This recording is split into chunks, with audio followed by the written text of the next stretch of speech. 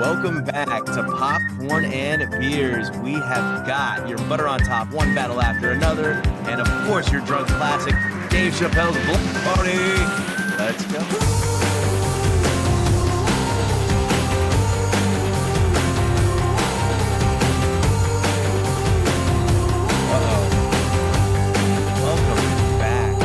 If you were to have ducks and those ducks had ducklings, it would be the ducklings' favorite movie podcast. This is Popcorn and Beers, where some use tomatoes and others use thumbs. We use the stuff that gets you drunk. Go Ducks. Welcome back in. We appreciate you joining us each and every week. Hopefully you are enjoying getting to have someone else decide what you're having for dinner at the movie theaters, because that's what we do here. Of course, we review food from every single... No, I'm just kidding. We review every new movie, every new show, and sometimes we're going to give you some classics. Every week we have a drunk classic. This week, as you heard, it is our first documentary. I just want to remind the audience, we use a different kind of rating scale here. If you were listening to the intro, we would do basically one popcorn is as low as it gets. Sometimes we'll play with that rating a little bit, say, you know what, it's watchable, but it's not like a phenomenal movie. And then, of course, good, serviceable popcorn in 1, really, really good, but not perfect, popcorn and 2. And then our popcorn in 3 is our must see. We had, I think for me, Jordan, a close to a Pop 3 movie. I have to knock it down to a Pop 2 for myself, because the first 20 minutes were really irritating. Like the first, I would say 20 minutes of it, I was very annoyed. I was kind of like, this is kind of, I get it. It's they're going for something here, but it's dumb. Like it's not really funny. I think you're going for kind of a joke to introduce some levity into a very heavy scene, especially if you're paying attention to all the ancillary things that are going on as the main characters are going through the motions of what they're doing. So they introduced some levity tricks, and I didn't appreciate them. I was like, that's not funny. That's stupid. Of course, it leads to a primary storyline, a primary thread throughout, which we don't really get any closure from as we continue through it. It really is just kind of a loose end that they try to tie in a nice, pretty bow at the very end of the movie. I'm just not so sure that bow was made of ribbon. It may have been made of shit, because it didn't really tie together, I think, the way they wanted it to. The acting, Leo, Sean, wow. Yeah, wow. But Jordan, I don't know if it's the same for you. Closet Golden Globe. I think he's going to get Golden Globe nominee for sure. Best supporting actor in a comedic role. I hope he gets some Oscar buzz because he's in it so short. But Benicio, wow. Like he was money. Every scene he was in, every line he delivered, it was so crisp, so on point. Like it was so effortless. He made it look so effortless. Go ahead, Jordan. Yeah. No, I said the exact same thing you just said. Yeah. Always though. Don't you feel like Benicio doesn't ever miss? Yeah. Oh man, he's in this money, just money. Can we please get a what is it? The crime show with like Matthew McConaughey. What is that called again? The Detective, Crime? True Detective, True Detective. Benicio. Yeah, and then like yeah. I like that. Can we get that? So. One qualm, please, I know we're all struggling to learn a bunch of languages. We've got Babbel, we've got Rosetta Stone, we've got Duolingo. Put subtitles when they're speaking a different language than isn't the main language in the movie. I'm really interested, and if I only understand bits and pieces of the language, I can get by context what was said, but I want the gravity. I want to feel what those words meant in that moment. I don't just want to be like, oh, I see by context clues, this is what they've told them. Let me read it. I'm not subtitle averse. And if people don't want to if people don't want to read it, they don't have to, but I am interested in the actual dialogue that is being said. And if you were the editor, the direct, go ahead. Josh, I object. For the most part, yes, of course, subtitles, great. But I'm a proponent of when it's not important, don't show it. I want everything. You want everything? You want to see the actors take shits? Don't you? Yes, I want to see it. I know they do it, but I need to make sure. All right? Don't you dare flush that toilet. kind of weird. You only wash your hands for 2 minutes, but whatever. It's impactful. They're going for something. I don't know if it's super heavy-handed. I think they walk a tight line, and Anderson's and PTA is great. Like, he's fantastic. Like, everything he does, I don't even think it's polarized. I think you have a genuine appreciation for Paul Thomas Anderson. You're like, you know what? It's good. It's fine. Like, I like it. This was outside of what I'm used to seeing from Paul Thomas Anderson, and I think once people see it, they'll obvious reasons. The teenage storylines, I felt like because of his history, he could have done a lot more with the teenage storylines that were in it. But of course, you have to also acknowledge the movie's not about them. It's kind of about one of them, but it's really more about a movement in whole, and it's more about how movements can fizzle out and the things that can get in the way of movements. There is a lot of symbolism. It is heavy on the symbolism. Go ahead, Jordan. Sounds like very classic much. PT. Yeah. It's very political. Yeah, in it today's is. context. Yeah. Yeah, and they use symbolism. It's essentially, hey, they don't really care about you, even if you want to join their club. This club eats its own if it needs to, and you get that for sure. And there is some moral conundrums that come into play with a lot of it. There are funny scenes, like Leo is involved in a majority of them, but his fun. It's like like we've all been there talking to a customer service agent or like somebody on the other line where you're like, you know what I'm saying? Stop going through your speech. Like, I understand you have a whole script in front of you that you're supposed to tell me. I've heard it from the last 4 people. They connected me to you. Okay? Like, please, that reminded sir, me of if you. you just That let me scene finish. reminded me of you. Did it? For me, cinematography was great, sound design was great, soundtrack is fantastic, themes are really good. I'm gonna give it a popcorn and 2. Like I said at the beginning, I'm gonna stick to a popcorn and 2. I'm still a big P.T. Anderson fan, so with this, even though he moved a little bit off of his path for this one, I think it's important, and I think we're gonna find ways to dissect this in meaningful ways once we are out of times where we're in a very contentious relationship with each other. Jordan. Yeah, didn't want to see this movie at all. And I was really angry that it was so long. Like, even 3 as hours. watching the movie and realizing, like, damn it, this is good. I don't like. I'm like, damn, I gotta sit, and I just wasn't feeling it. But the movie was good. It was good. There are just, like, in the theater, there was one dude in each aisle of the row. Like, there was the kind of audience that we had. Like, in each, it was just one dude kind of like sitting like, we're all separate. I don't know. Anyways, there was way too many storylines going on in this movie.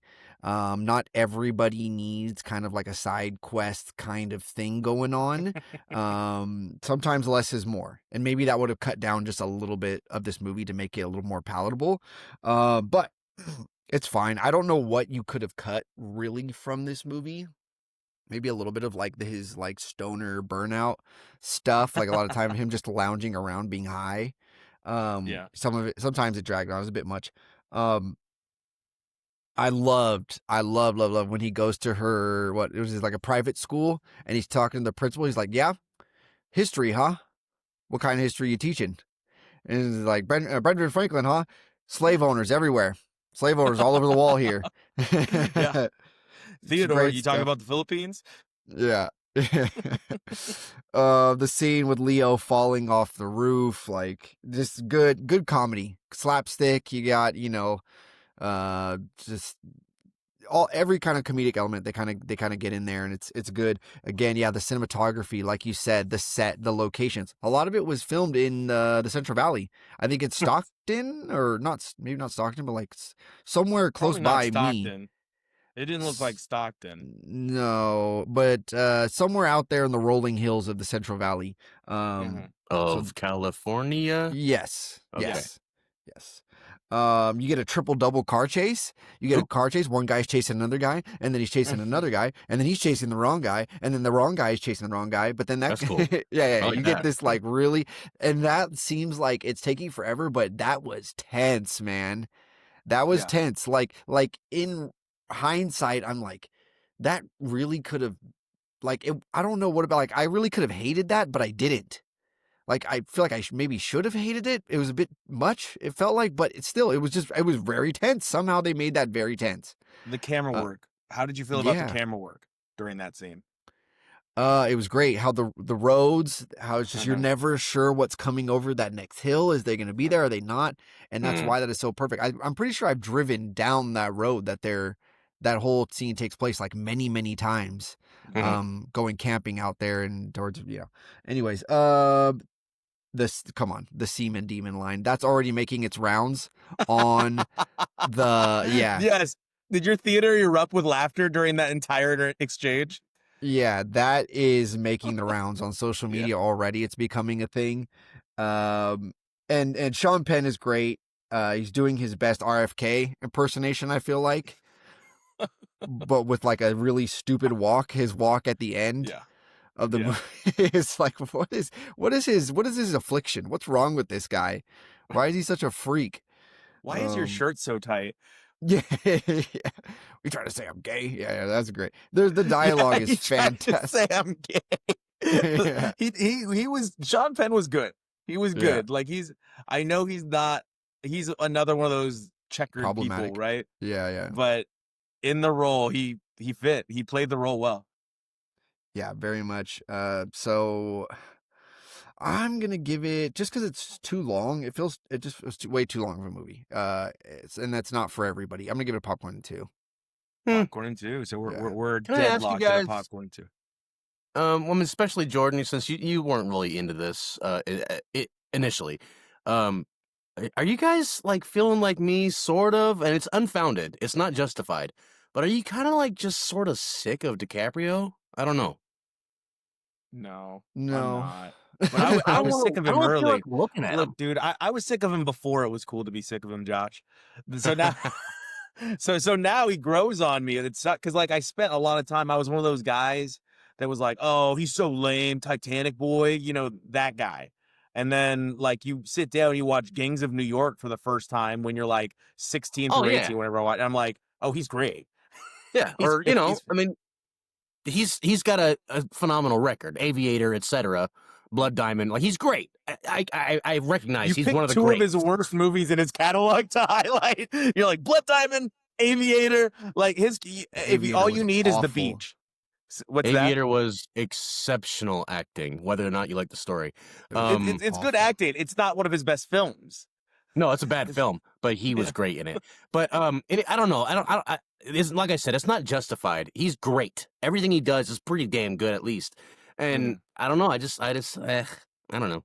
I liked him. I was like, okay, he's a great actor and all that.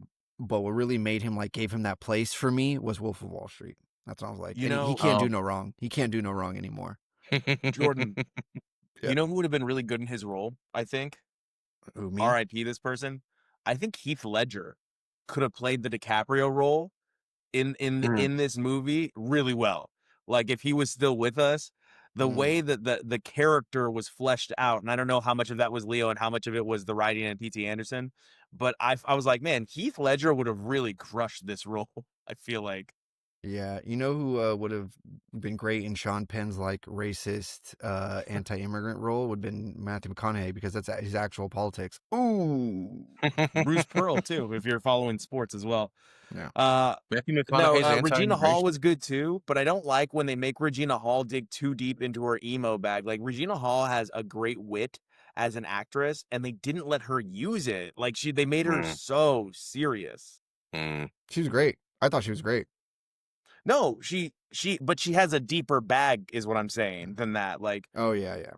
It was kind of they kind of put her character in a box, and she's very talented, and I felt like there was more space for her to operate. So I'm wondering. I thought she was better than Tiana Taylor. I thought Tiana Taylor played the role very irritatingly. Yeah, she was really bad. Yeah. Anyway, we had Block Party. Josh, or pardon me, Jordan. Have you ever seen Block Party? I had seen Block Party a long time ago, and I remember renting it and wanting to see it so bad, because this was, as we mentioned, I think last week in the setup, that this was came out after he left Chappelle Show, and I love Chappelle Show, man. Yeah. And so, yeah, I think the world was just craving Dave Chappelle. We were having Dave Chappelle withdrawals.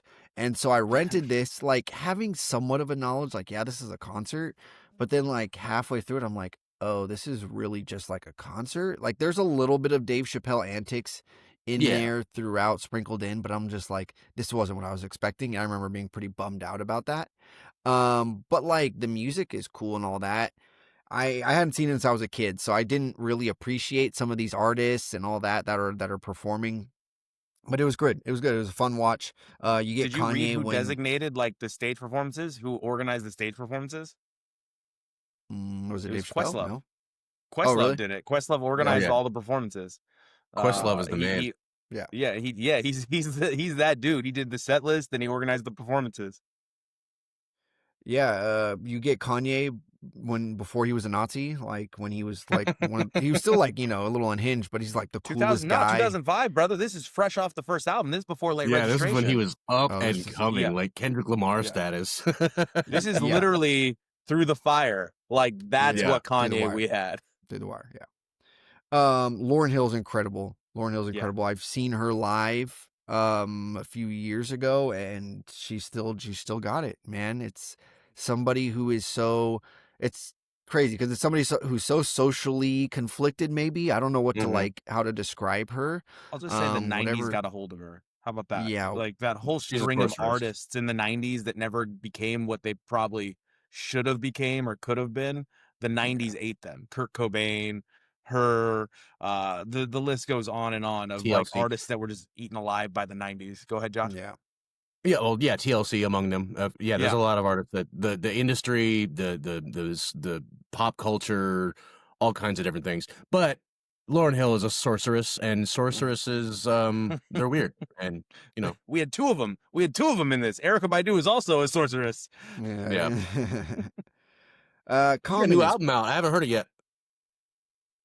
Common is corny. Like, I'm sorry. He is a good rapper, like a functional rapper, I would say, but like, I don't care. Common, stop.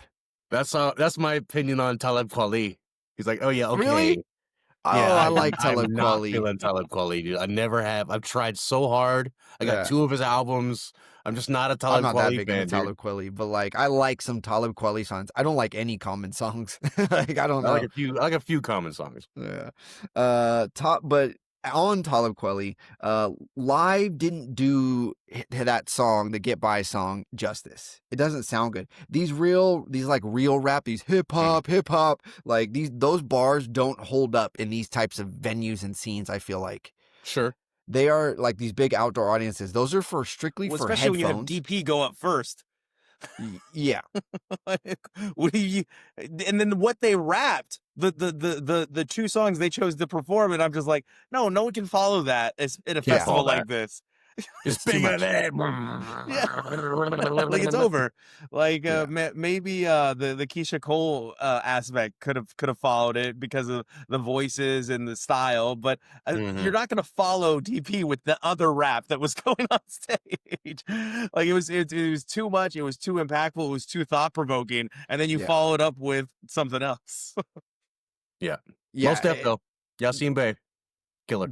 Those performances, those types of rappers songs, that's strictly reserved for like stereo headphones, right? Or some dank basement where it's just like you don't really hear what they're, because you can't follow what somebody's saying in a live crowd, like all these bars and blah blah blah. Like you just hear Yeah. boom boom boom. Like Yeah. that's where And it's then like, the people oh, in the front of the stage, you hear everybody in the front go, "Oh!" and you think to yourself, Yeah. "What did I miss? Yeah. What did I miss?" Yeah. Strictly. The rap battle, the locked up beat in New York City, something about titties. Like, that's Dave Chappelle. That's like this. I was like, oh yeah, man, he's so. I paid a fool to want to battle me. Yeah. So I he's felt like, what bad is to this? that guy. This ain't even chain. This is a piece of shit. That's peak Dave Chappelle. The hit me with James Brown, hit me. Mexican. Yeah. The James Brown hit me, boom. He's like, what? Anytime you get it, hey, pay me, hit me, boom, boom. Like that's Pete Dave Chappelle stuff. I give this like it's lighthearted, it's cool, it's all that. It's like an appreciation of art, and that's great. As a movie, like I don't know. Um, I'm gonna slip it into like a popcorn and one. Because I respect the like what they were going for, and just like as at what it for what it is, it's a Sure. popcorn and one. I give it. Yeah. There was a lot of deep conversations. If you were listening to just the conversations that people are having in this that are relevant again, and it is one of those movies where I don't even know this should qualify as a documentary, but whatever.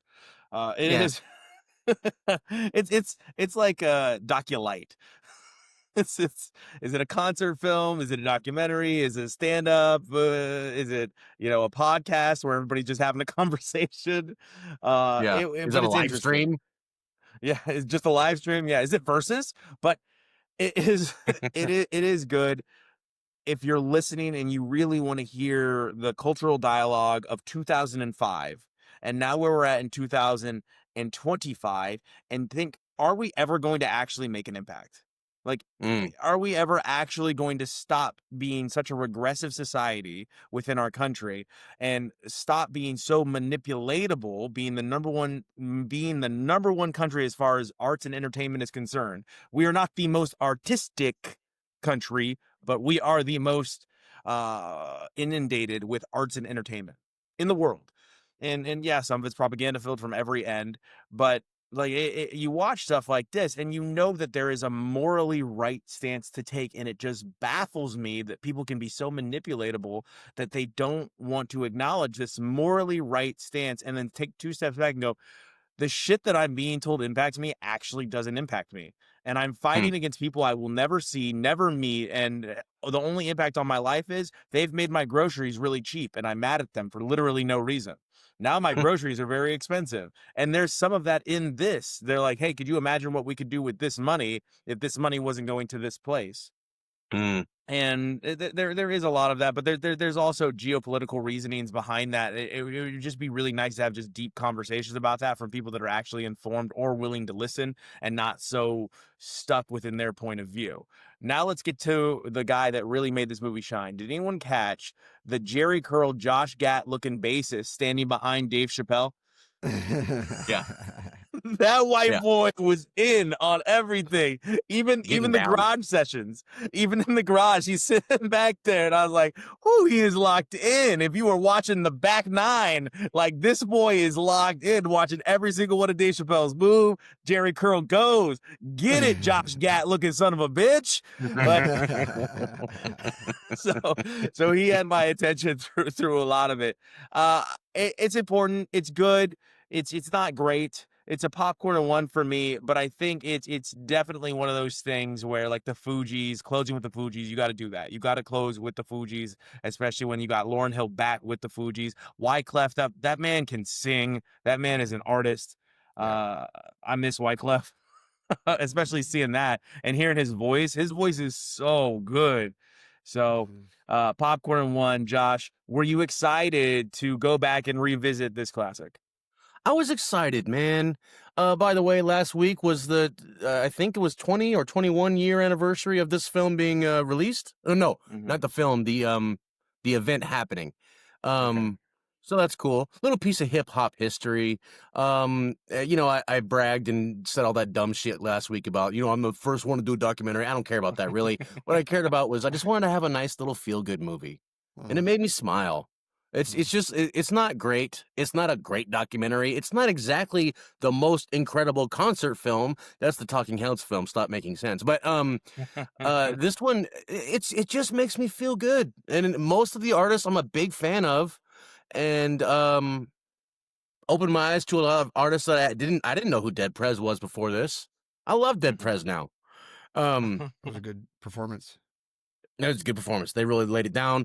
Just the whole concept of the film was really nice. It's just a feel-good film. Popcorn and one, reminding you of just different times, And, I was reminded to show this because I keep hearing there's a lot of news today about Bedford Stuyvesant getting gentrified lately. They're basically the stories that they're taking the neighborhood away from the black folks that have lived there for generations. And I don't know the politics of all that. I'm not a huge fan of gentrification. I'm aware that it's inevitable, but it doesn't have to be. I don't know. I don't know how to say that. But I think this is there are just a ways to little. do it. There are ways to do There's better it. ways. Unfortunately, private equity, they care about one thing.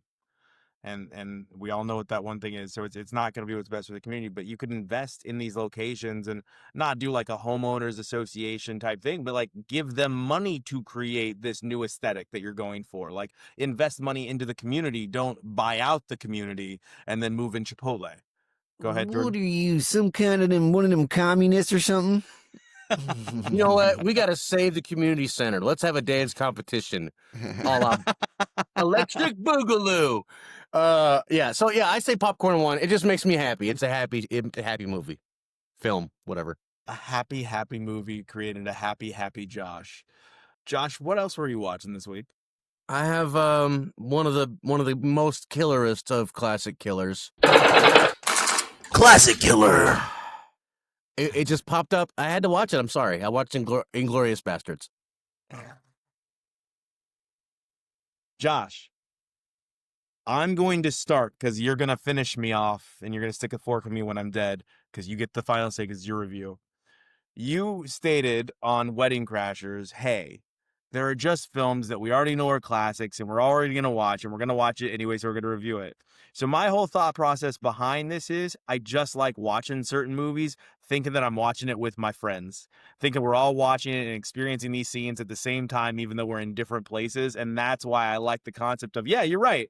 But isn't it cool that we could all experience it together and talk about it after it's fresh in our minds? That's why I agree with you. Yes, these are all classics. And some of the films we put out there are just genuine classics. They are classics. Some of us have Dead Poet Society among them.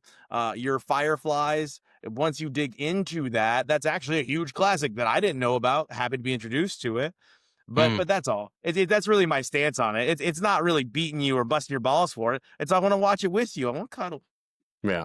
Then that'd be the reason you invented the concept of the classic killer. Because I keep watching these films that you want to watch with your friends, and I'm watching them by myself in my room. Sorry, but I've talked about it before. Like it is a classic that I thought everyone had seen. Oh yeah, Jordan. He's not making eye contact. He just don't make eye contact. Nope. Yeah, I've seen all the best. I know you're gonna kill me. I've seen all the best parts of it, but I've never watched it all the way through from start to finish.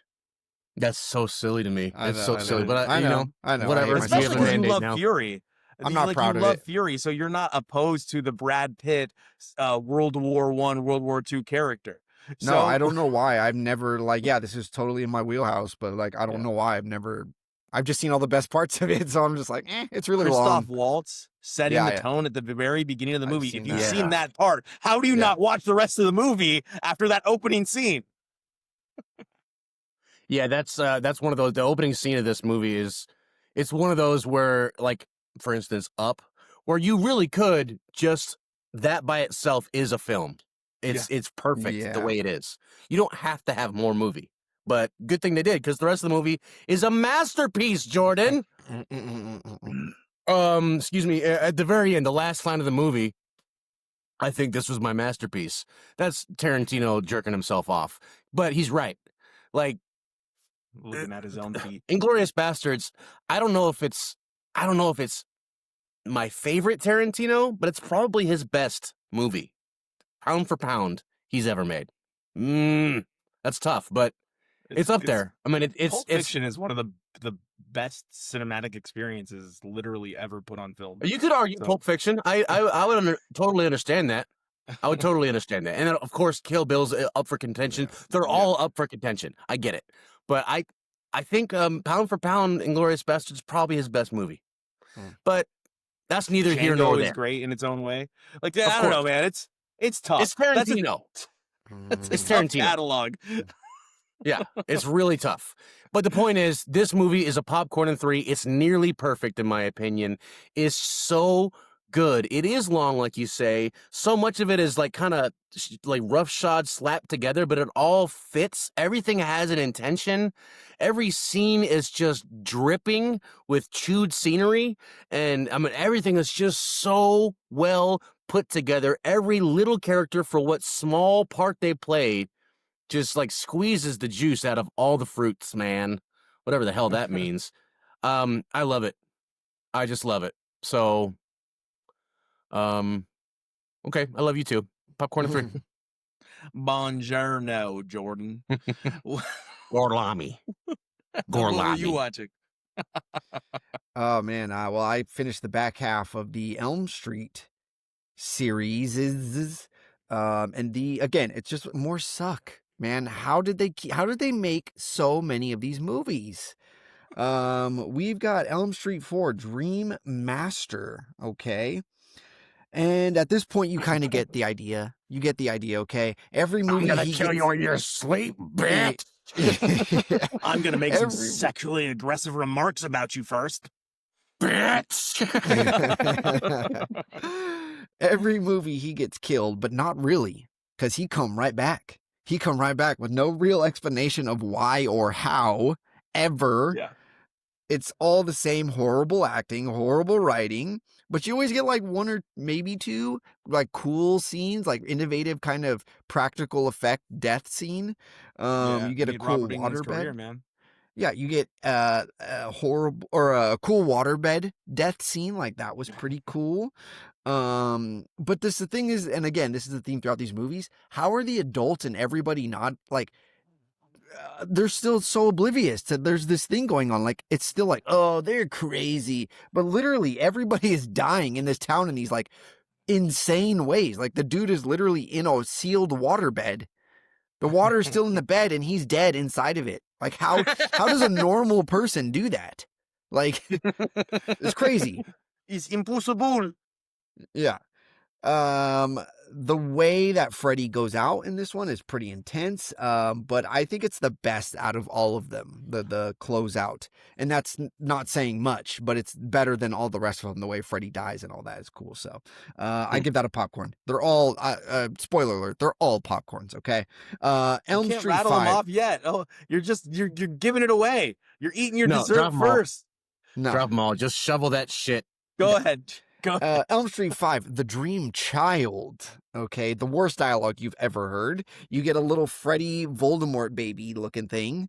A disgusting motorcycle transformation scene where the guy like becomes part of the motorcycle. And I think I can appreciate that a little bit. That was like really original and like just, yeah, it was really gross. You get an awesome comic book fight scene where they're like fighting as comic book characters, and like that was cool. So like some really original ideas. They're really going for it in this one.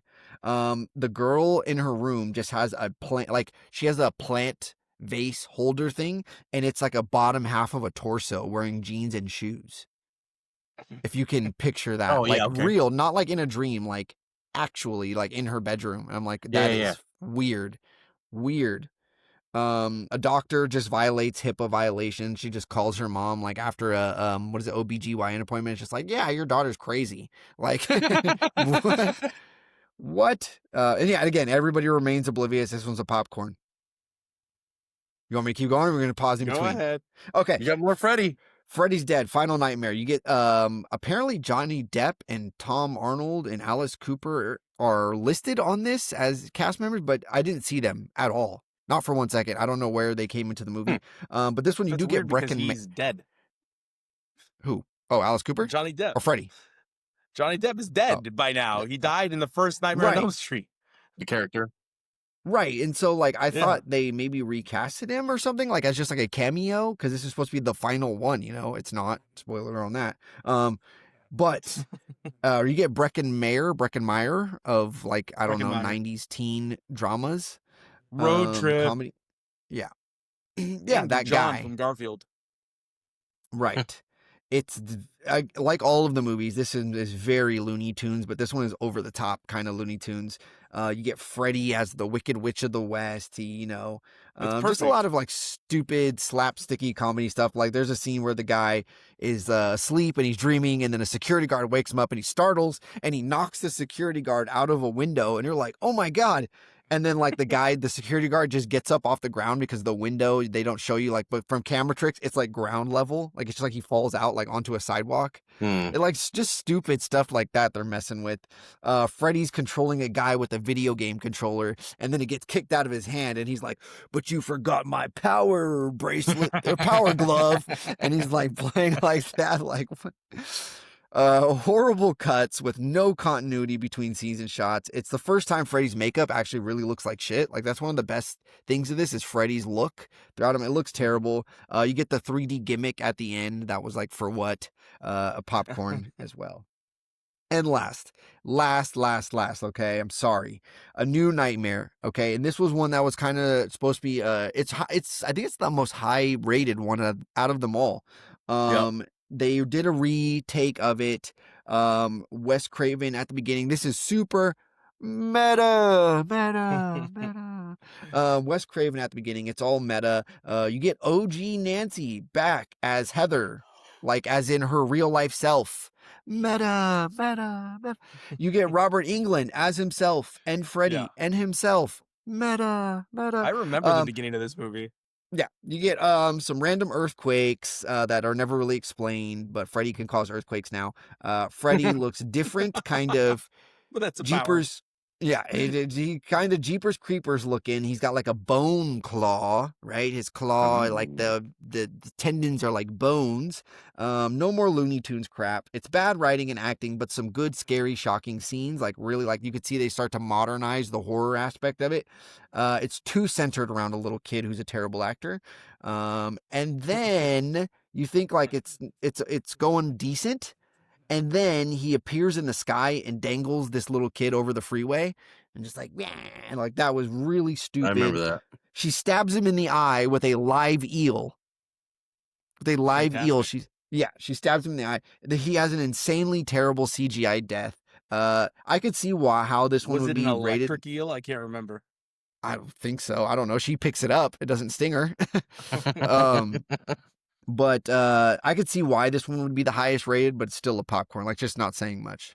It's a turd, but Yeah. it's a golden turd, I guess. I don't know. Well, you know what happens when you get meta.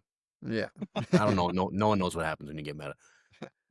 So I did Platonic season 2. So Ooh. it is Rose Byron, Seth Rogen are back exploring more midlife crisis and more issues with male and female dynamics whilst in a friendship.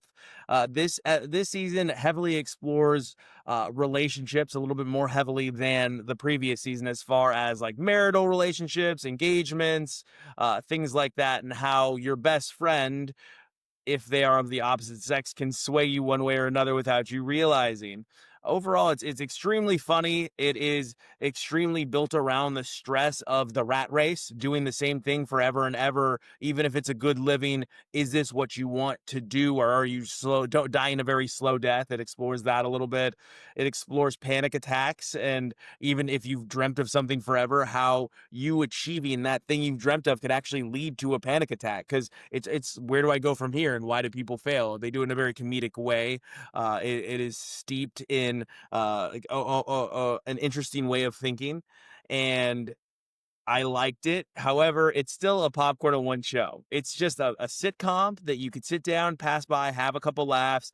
I don't like how much more neurotic Seth Rogen's character is this season. It became borderline annoying this time. It's like, all right, we get it. Everything drives you crazy. Everything makes you nervous. You overthink everything. Like, let's move forward this character a little bit. Let's develop this character, Seth. He's a great writer. So I really am I'm hoping if they do a season 3, if Apple picks it up again, that they push this character outside of that shtick, that neuroses shtick, and we can get a little bit more substance from this character. Rose Byron's great. She's my favorite character in this. She's hilarious. Her accent's always fantastic. I know it's not Josh's favorite accent, but It's okay. but no, the Australian accent. But but she's great in this. She's very funny. The two of them do have great chemistry. They work very well together. They've done a lot of voice acting together as well. So you tune in, you get a good sitcom. It's an easy half hour. You're gonna laugh. You're gonna think a little bit. You're gonna have fun. But if you're exploring it as far as artistic creativity, stick to the studio. Mm. Hey, how dumb was it that the studio won like 13 Emmys and no one thanked Sal Saperstein? Terrible. Morons. Mhm. What are we doing? Like, truly. Yep. That's a miss. Josh, That's a miss. what else were you watching?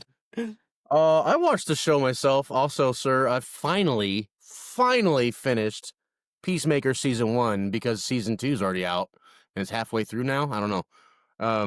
But I really want to start season 2, so I was like, oh, maybe I should finish season 1. I had like 4 more episodes to go. Finished it, loved it. Peacemaker is a wonderful show, and it's become one of the foundational aspects of the new DCEU. I don't know. And it's got a great place. I love the show. I love all the elements they're adding to it. Incredible. They made Peacemaker like it's incredible the way James Gunn can take nothing characters and make them very valid, very cool storylines, and like you want to see more of them. It's not like Iron Man.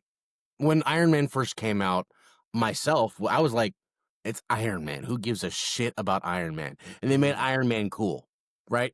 And he became like the guy for the Avengers. And I was like, okay, cool. But Peacemaker is not even a B-level hero villain thing. He's like C or D. And they made him so awesome. And all the characters involved are so awesome. Everyone's awesome in this. It's just a fun show. So fun. And all the elements of it are really cool. I can't wait to get into season 2. It's really exciting. Can't wait for more James Gunn. I don't know. I'm a fan. Popcorn and 2's show. So Popcorn and 2, Creature Commandos ties into season 2 a little bit, but I implore you to not a ton, but just enough. So I'm glad you watch Creature Commandos before you get into it, and you'll see when you watch it, season 2. But you got to watch Superman first. Watch Superman before you start Superman. season 2 of Peacemaker. Yeah. Yeah. I'm glad. I mean, it's so nice that not only I think James Gunn is learning a little bit from Kevin Feige's action, because the MCU, of course, they're one of the first ones to really tie things together over a large amount of films and all those things, but they didn't fully commit. Agents of S.H.I.E.L.D. got thrown by the wayside, among many other shows, when they really had an opportunity to tie everything together if they wanted to. And it seems clear that James Gunn is definitely doing that with these new shits. I'm really excited for more. I mean, I don't even like DC, bro. I don't like DC, but I'm excited for everything about it. I think a big thing that ruined first of all, S.H.I.E.L.D. was never going to continue to be canon with the direction it took. But I think a big thing that killed that was Inhumans failed so badly. Like, Inhumans bombed, like, terribly. Because remember, if you recall, they released the first 3 episodes of Inhumans in the movie theaters, like, as a film. And you're right, but it's like half you're right, half I'm right, because they gave up on it before it even started. Like they rewrote, they recast, they reproduced, they got their hands all over it without actually committing all the way to it. So of course it failed. Yeah, I think her name, the actress that plays Daisy, I can't remember her name. Dolly Parton. But she's upset. Basically, she's come out and said there's been plenty of opportunities to reintroduce the Inhumans and for Quake to come back and work with S.H.I.E.L.D., and for some reason they haven't done it. But that is where we are. Speaking of Marvel and DC, I watched Marvel Zombies. Phenomenal animation, phenomenal cameos. You start off episode 1, we get some Young Avengers action going on. Will everyone survive? I'm not going to spoil it, but you need to watch. Remember, this is the Zombies series. You get some really cool Captain America takes. They're really funny. Funny Hawkeye stuff, funny Wakanda stuff in it. Like it is very interesting. Episode 2, we get a little Shang-Chi action, and we get Shang-Chi on Fury Road, which is really, really fun to watch. Like you basically have them running Fury Road, and of course, when they meet who runs the submarine oasis away from the zombies, you know it's going to go down. If you're familiar with Marvel and you know that character, you're like, oh, well, this is never going to work out in their favor. And then, of course, we can't have zombies without having zombies in Asgard. We have to have godlike zombies. The whole thing is tied together well. There is no resolution, so Josh doesn't have to worry about having to experience closure. He just gets to look at all the pretty pictures and go through it. Your star in this, your thread that is your star, will be Camilla Khan, Ms. Marvel, and it is very fun. They're very heavily pushing, like, yo, we are moving to this next phase. We are moving to these new Avengers. These are going to be your characters. Just so you know, we're going to keep doing our best to make them cool, but this You're is gonna who you eat your have. dinner, you're gonna like it. That is what it is. It's like, what are you gonna eat? Gruel.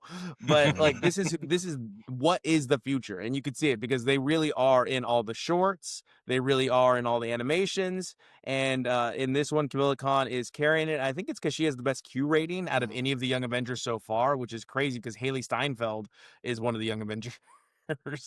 They're like, we will multiverse the shit out of you and bring back Robert Downey Jr. as anybody we want. How about that? So animation, story, dialogue. I'm gonna go ahead and give this a pop 2. We'll give it a pop 2. It was cute. Okay. It's 4 episodes. Literally, okay. watch the whole thing like a movie, and it's 2 hours. And you're out, you get the full story. It was enjoyable. They left a lot to be desired, but it's just a very pretty show that has a lot of interesting takes if you're going to be open to new ideas. They're trying to introduce us to some new ideas. So as long as you're open to that, you'll have a good time. Josh, what else were you watching? I got back on the James Gunn train and watched an oldie goldie, opened all the doors for MCU to get real weird with it. Guardians of the Galaxy. I've reviewed this trilogy so many times on this freaking show. Guardians of the Galaxy gets a popcorn in 3. It's so good. It was nice to revisit it once again and just have a great example of a movie that has a big cast where everyone gets to shine in their own way. Yeah. Very much reminded me of the X-Men 97 cartoon, you know? Everyone gets to shine and you get to see all their little cool little powers, and it's just good. It's just a fun, good, beautiful film. Popcorn in 3. Jordan, what were you adding? I was saying it's a perfect movie. It's a perfect movie. Yeah, it is. You think it's perfect? Great. I say perfect, sure. It's a perfect movie, yeah. So I watched Alien Earth, and I know, Jordan, you, while we were filming the show, got yourself caught up on all the Alien movies. And, right, you watched, like, Alien 1 and 2? I think so. Yeah. Like a while back? Yeah. I did. Classic killers. Anyway, I remember you went through those two. So it looks like Ridley's really trying hard to get back to, like, hey, I'm going to keep building out this universe. He's like 88 years old or something too. He says, it's wild that he's still doing this. But he's really trying to get back to this world, get away from the space jockeys that we got in Prometheus and all that stuff, you know. Like, I'm sure they're going to come back, but that and Alien Covenant weren't as well received. Now, Alien Covenant, obviously, this most recent played into the most recent Alien, because I believe it happens like years before that ship ends up, right, Jordan? Because you really liked the most recent Alien from last year. Yeah, I thought it was really good. I did like it. Yeah. So they're playing off of that. It's very similar to that. Now, the heroes are young again. And what do you call a robot, an AI, that gets loaded up with human consciousness? A hybrid. Because we can't call them cyborgs, because we've already got humans with robot parts. So those are cyborgs. And we've already got robots that are AI. So we can't just call them robots. So we've got to call them hybrids. And in this, I will say, the show Alien Earth does it in a very fascinating, creative way, where we have the world has been split by private equity, by I believe it's 3 to 5 companies because the governments were failing. So they split the world. I can't recall if it's 3 or 5, but anyway, they split the world into 3 to 5 companies, we'll just say, because in this movie, we only get to meet two. We only meet, or in this TV show, we only meet two companies, okay? One is run by Kid Cavalier, the boy genius, who has developed this new way to capability to upload human consciousness into robots, creating these hybrids. These hybrids then begin to steal the show. The problem with new technology is we don't understand how far it can go, how it will interact with the human brain or the brain of a child. In this, they chose to do children because children are easily manipulated. However, children are also the most exploratory amongst us. So, of course, these children start to explore their powers a little bit, their capabilities. And that leads to shenanigans, disasters, and triumphs. In this show, you are going to get some really great graphics. You get some pretty obvious animatronic action, which I appreciated because not everything has to be CG. Like sometimes Mm. good old animatronics are good enough and we like it, and with the cameras of today it's going to look really beautiful in the editing. So they did some fantastic shots there. They kept it moving. I'm not a huge fan, as you guys know, of children saving the day. We don't get that. There's a different take on it. It looks like there's going to be a season 2. It looks like there's going to be a season 2. But that remains to be seen. It looks like it's a very expensive show. It's a lot of huge sets and beautiful locations because they're on this Mm. island because they can't let the hybrids get off this island, right? Because then someone else could steal the technology. Mm. The disaster that occurs that is the catalyst is a ship crashes into Kid Cavalier's own like country space or whatever, but the ship belongs to another country or company that was doing some maybe illegal things and bringing back maybe some illegal killers to our planet Mm. to experiment on. It takes off from there. Episode 8, The Real Monsters. It takes shape and the hybrids begin to really come into their own. I don't want to say too much because I feel like it might be a spoiler. My spoiler is my favorite alien is the eyeball alien, and I still don't think we've utilized this eyeball alien enough. I don't think we know enough about what that eyeball alien is capable of, what it is. And I think it's very interesting to see where that storyline goes because we didn't get any closure from that storyline in this season of Alien Earth. If you're a fan of the Alien series, I think you're going to be a fan of this TV show. Check it out. It was good. I also watched Nice. Black Rabbit, Josh. Josh is absolutely correct. This will not get a season 2. It is anxiety inducing. It is a lot of why would you do that? Why would you do Yeah. Mm. Like what? Oh. that? Like there's a lot of, for me, like soaked in my what is it toxic masculinity. Just slap that kid. Just slap him right in the face. Like, I get a lot of that. Like it's like, I don't care that he's got a gun on you. Slap that man child right in his head. Slap him right in the face over and Yeah, but his over partner's again. the real deal, though. That was my problem. It was Maybe, like his maybe he's, partner he's would. definitely more savage. He's definitely more ruthless, like which pushes a little bit of ruthlessness in our little junior. But I love the acting. I can't remember his name, but there's a deaf actor who won a Oscar for Coda, for the role he played in Apple's Coda, and he's Mm. great. He's fantastic. Like that man is gravitas. Like he commands every Oh, time he's dude. on Yeah. screen. Yeah. Like I stopped So breathing watching him act. he's so good. He's a killer. Uh, Cleopatra is distracting. Her her character is distracting. She is the interior design specialist that's married Oh, to Wes. I don't. I mean, maybe that storyline was necessary. Maybe not. Who cares? It was in it. I think it was just to emphasize that Jude Law is like doesn't really know what he wants. He's just flippant with stuff. Yeah, yeah. I mean, and I will say the ending, and I could give or take some of the stuff that happened in the ending. The very end, not the whole ending. That ending was fine. I was totally fine with that. It was what ended after that, the post script on the ending. I was like, I don't know if I need this. Love the relationship between the dynamic. It was gut wrenching. There's a scene in a tattoo chair, and the dialogue there was painful and Man, it hurtful. hurt. Yeah. And and in some familial situations, I'm so sorry. I love the ones that I love. You know, I'm not talking about you. Relatable to the ones that I am talking about. And I understand exactly where he was coming from. But yeah, that scene was it pulled. It pulled at Yeah. your heartstrings. It hurt to listen to, but it was He did great mistake the dialogue, phrase great though. writing. Black Rabbit for me is going to be a popcorn in 2. It is go, go, go, go, go, go, go. So if you can't handle that, you're not going to make it through this show. Yeah. Josh, what is the last thing you want to talk about today? I started a show, and I think it's pretty safe to say I'm not going to be finishing this show. It's not necessarily that it's just going to be terrible. I can kind of just see through it. You know, like when you watch a show and you can see all the parts. Like, Yeah. okay, that's gonna do that. That's gonna do that. Oh, we have this set up for that for later, and it just seems a little bit formulaic. House of Guinness is a new show on Netflix, and it's about Guinness, the family Mhm. Guinness that makes the beer. Not the word, not the record book.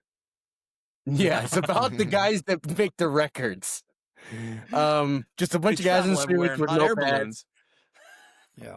So yeah, it's a period piece. It's about Ireland. It's about the rebellion. It's about aristocracy, a family, keeping the family in good name.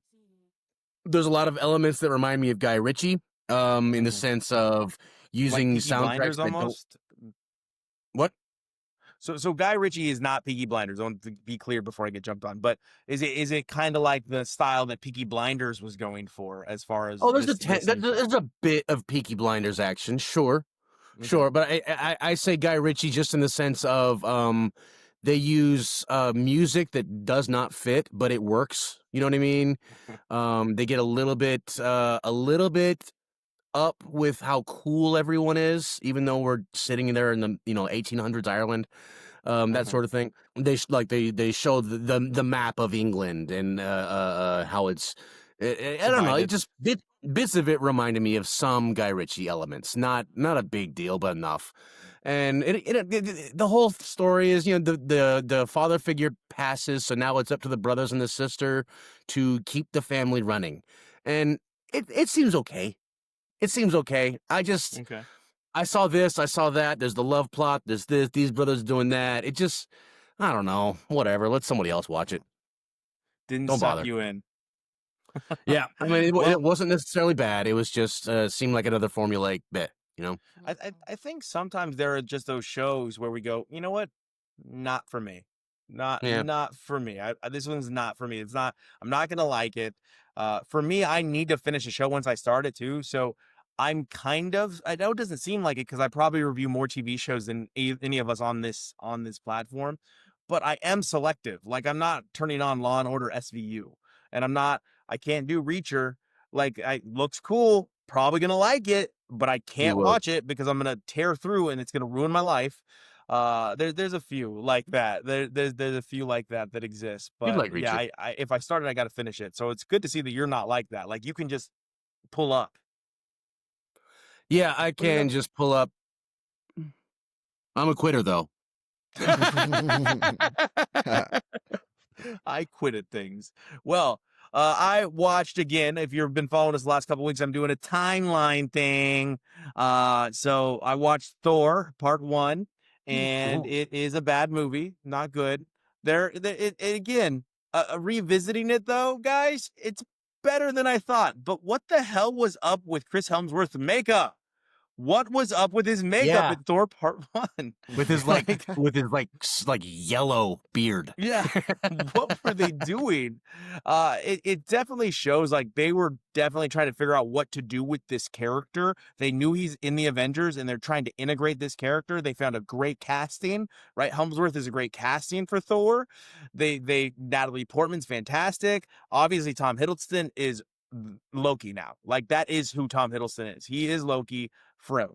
All right, you got Kat Dennings in this. You have another one of the Skarsgårds. I think it's their dad in this one. Like there are so many Mhm. Skarsgårds in acting now, but it's a setup movie. That's what this movie is. It's purely a Yeah. setup movie. They're trying to figure out what to do with the Warriors 3. They never quite find what to do with the Warriors 3, so they just let Hela annihilate all of them in Which is too bad because I really liked the girl. What was her name?